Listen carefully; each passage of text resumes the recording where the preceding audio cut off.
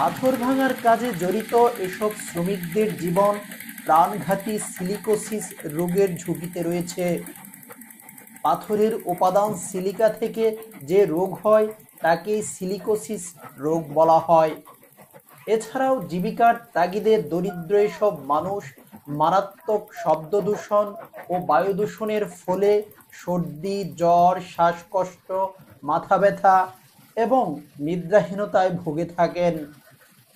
শুধুমাত্র সুষ্ঠু পরিবেশ ও পরিকল্পনার অভাবে পাথরের ধুলোর সাথে ধীরে ধীরে মিশে যাচ্ছে শ্রমিকদের জীবন। জটিল রোগে নিশ্চিত মৃত্যু জেনেও পাথর ভাঙার কাজ করে জীবন গড়ার লড়াই চালিয়ে যাচ্ছেন এখানকার শ্রমিকরা। জীবন সংগ্রামের এক পর্যায়ে এসে আর চলতে পারেন না তারা।